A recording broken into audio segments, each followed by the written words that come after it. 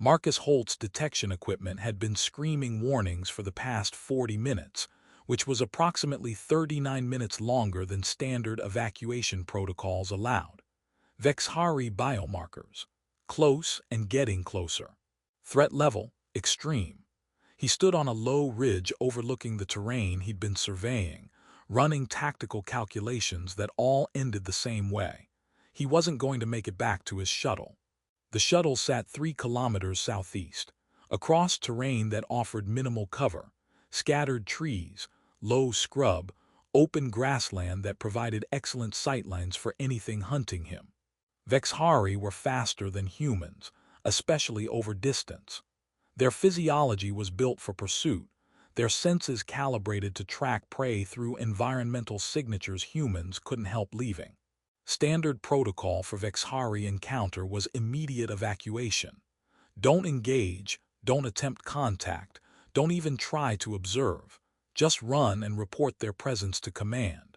Let the military handle first contact with a species that had killed every human they'd encountered in their claimed territories. But Marcus had done the math. His shuttle was 3 kilometers away. He was being hunted by something evolved and trained to kill efficiently. Running meant dying tired, probably taken down from behind while fleeing. The thought made something in his chest tighten with primal fear, being hunted, chased, killed while running away. Hiding was only marginally better. The Vex'hari hunter had been tracking him for at least 40 minutes based on when the biomarker warning started. Whatever senses it used, they were sufficient to locate one human in varied terrain. Hiding just meant dying trapped, cornered in whatever inadequate concealment he could find.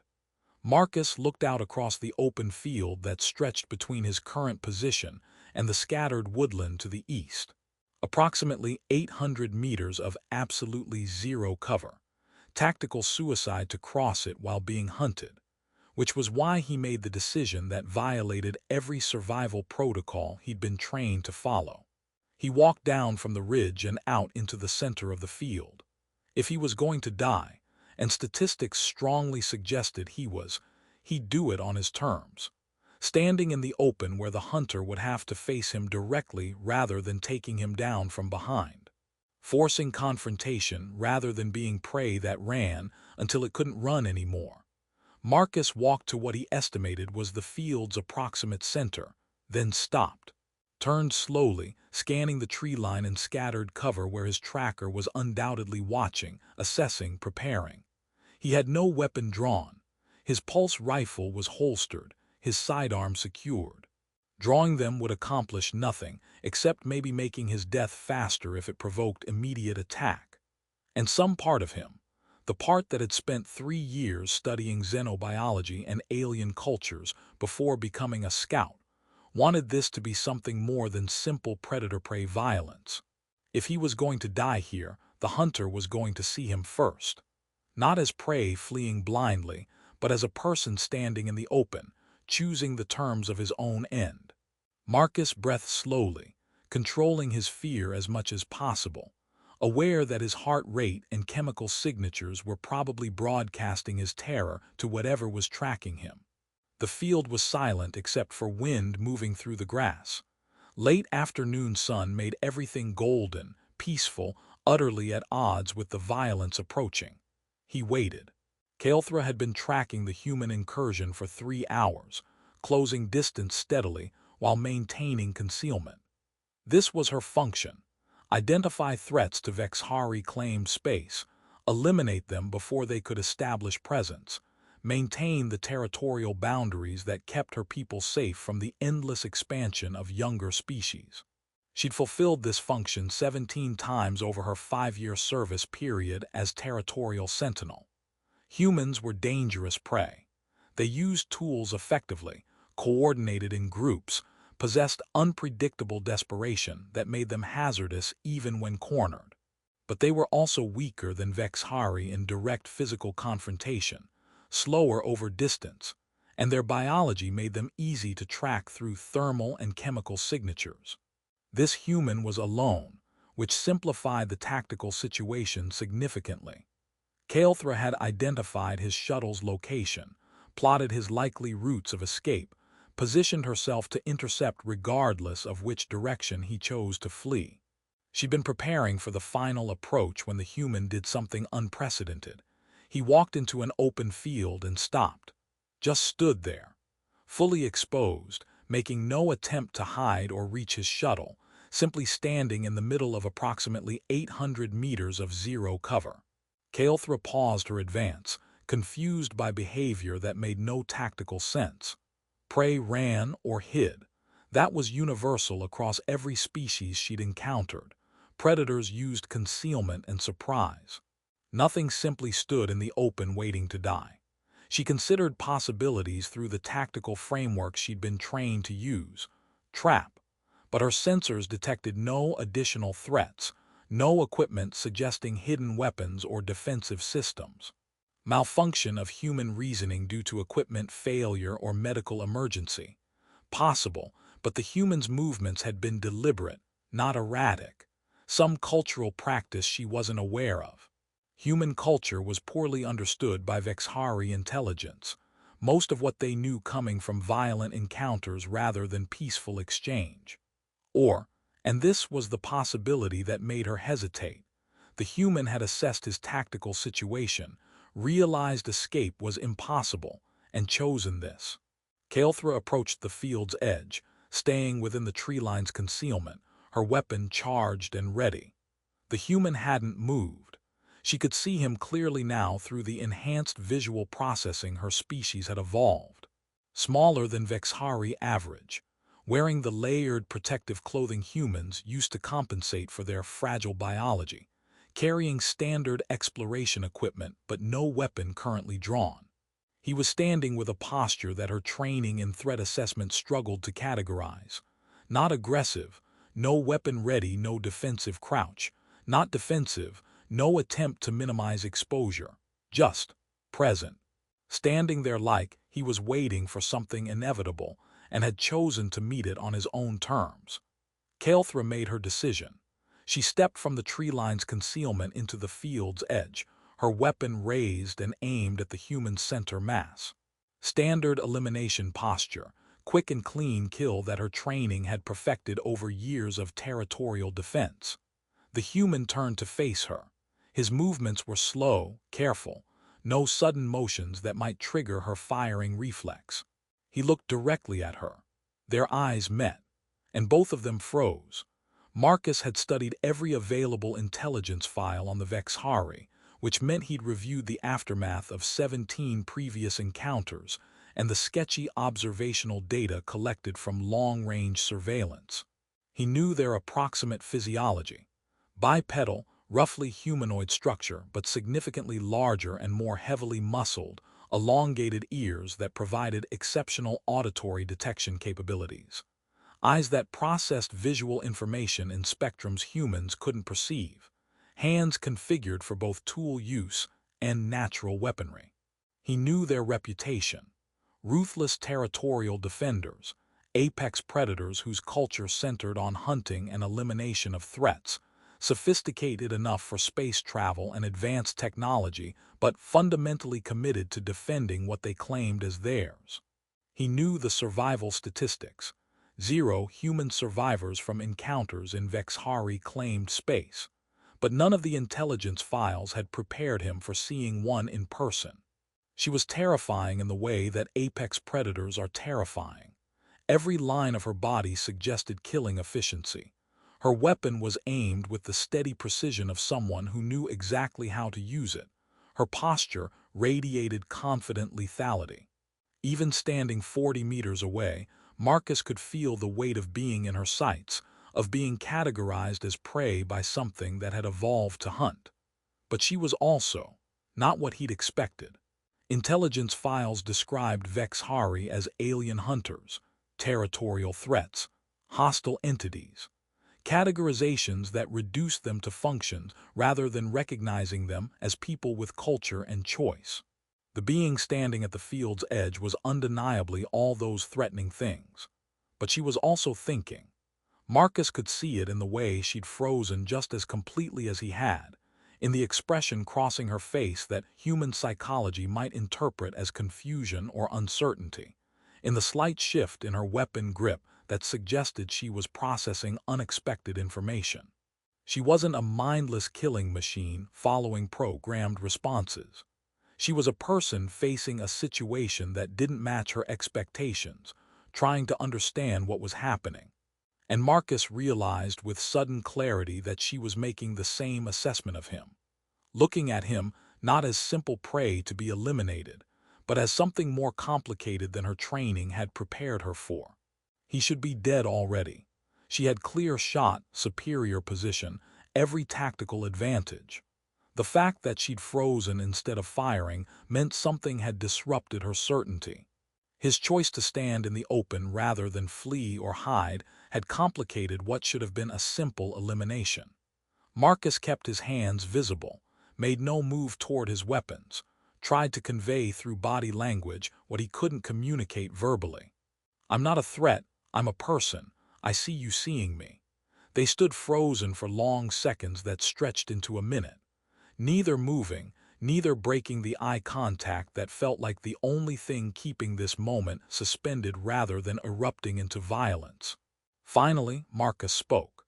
He had no idea if she could understand standard language, if the Vex'hari even used verbal communication in ways that would make translation possible.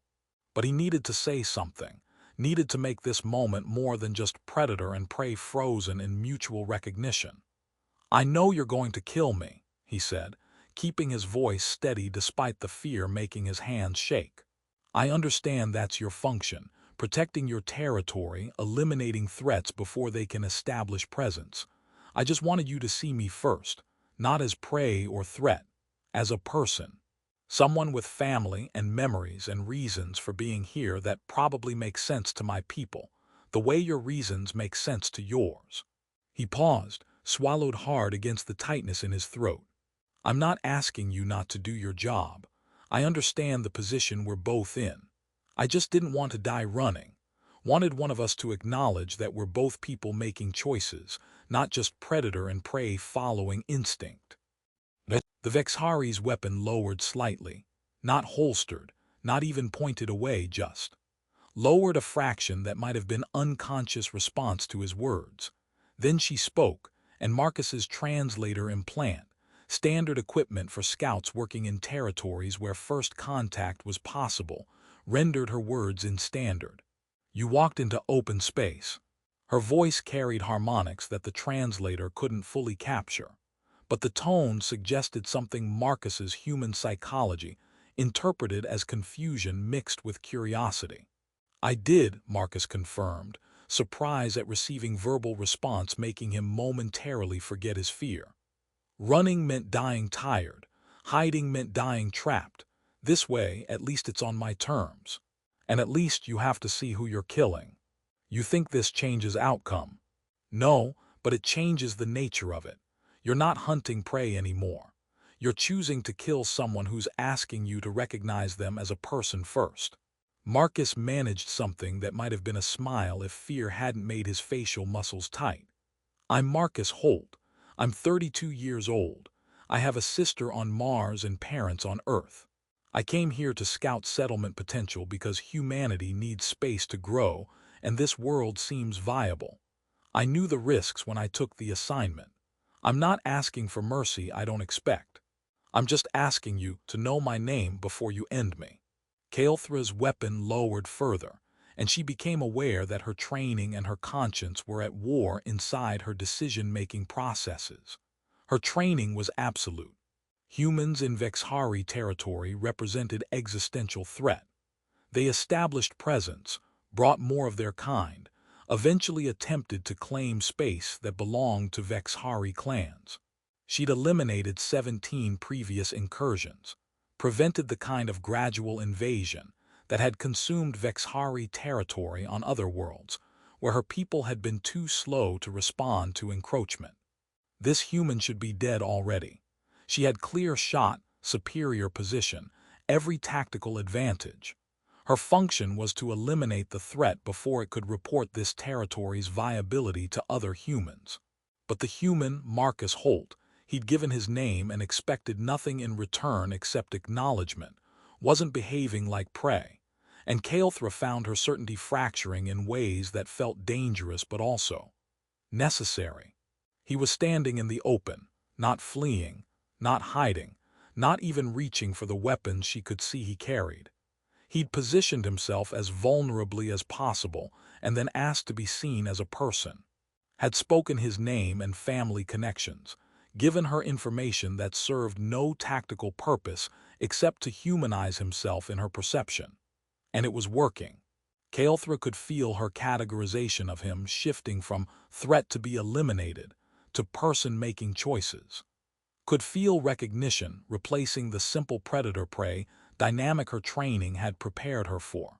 "You speak as if your reasons matter," Kael'thra said, her weapon now pointed at the ground rather than at Marcus. Still ready to raise and fire, but no longer held in immediate killing position. As if needing space to grow justifies claiming territory that belongs to others. "It doesn't justify it," Marcus replied, "but it explains it.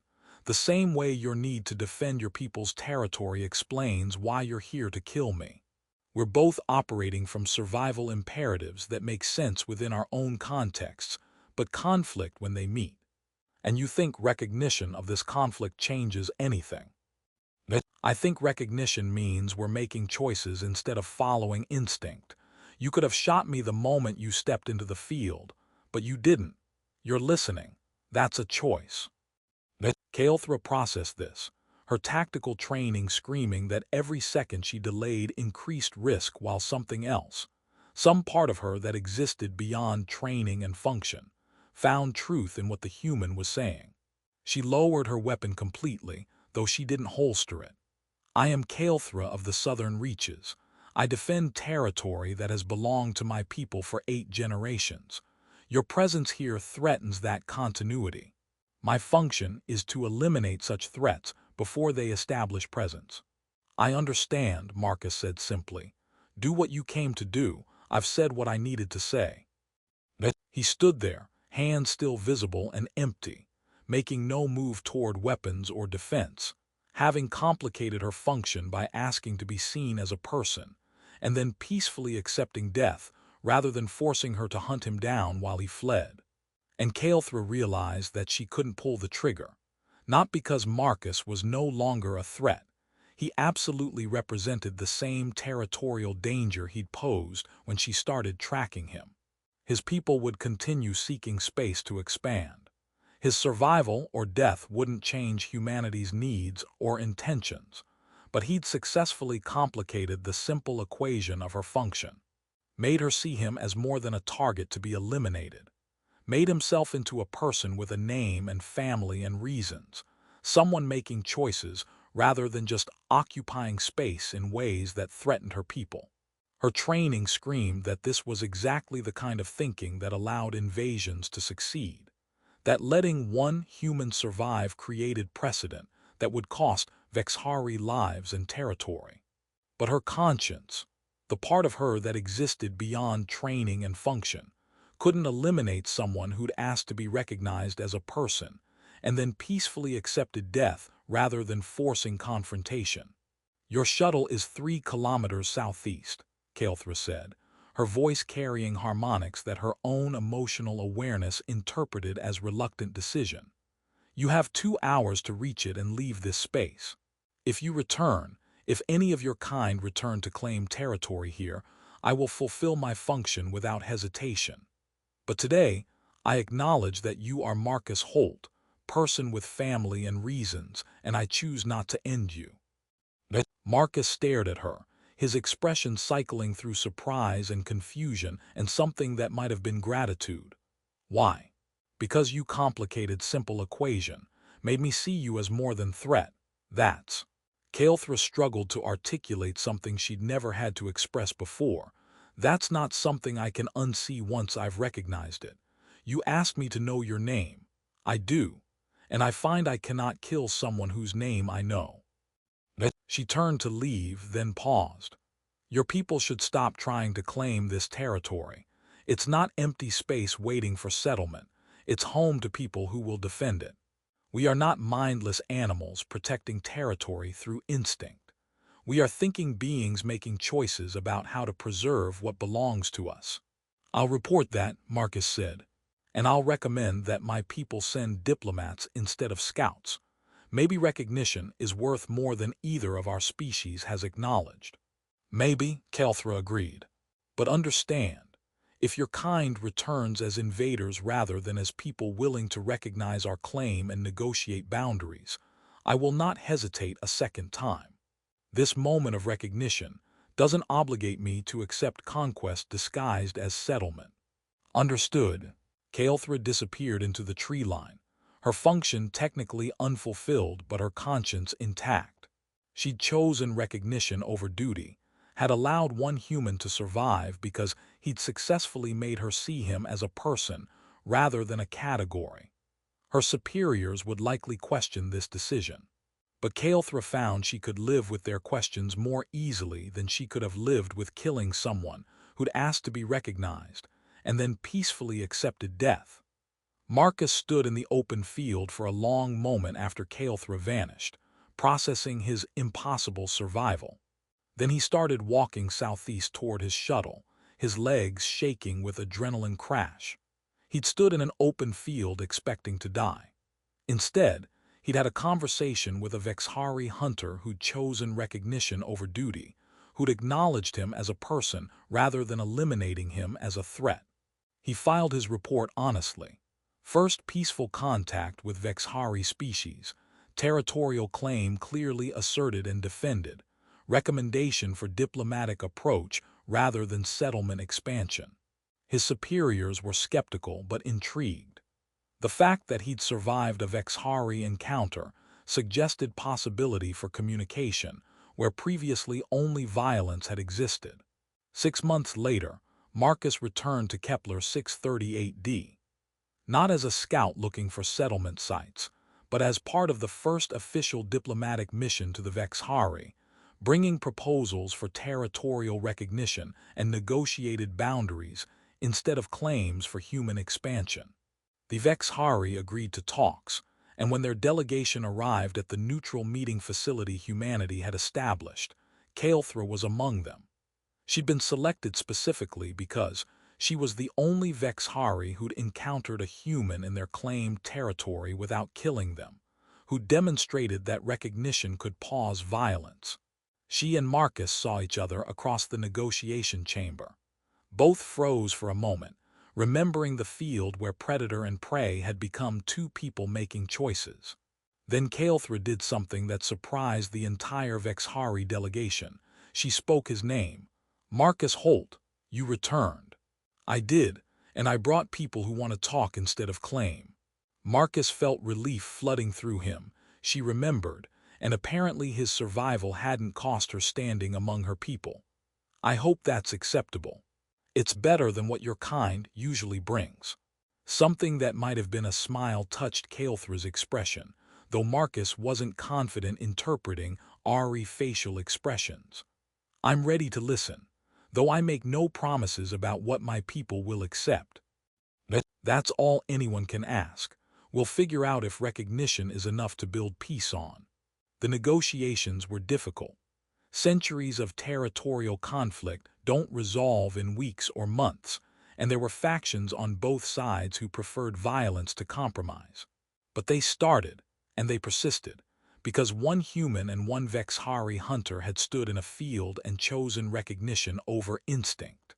Sometimes the most important moment in a hunt is when both predator and prey freeze and realize they're looking at a person rather than a role. That recognition doesn't erase conflict or difference, doesn't magically resolve competing needs for space and resources, but it opens space for choice. And choice is where peace begins.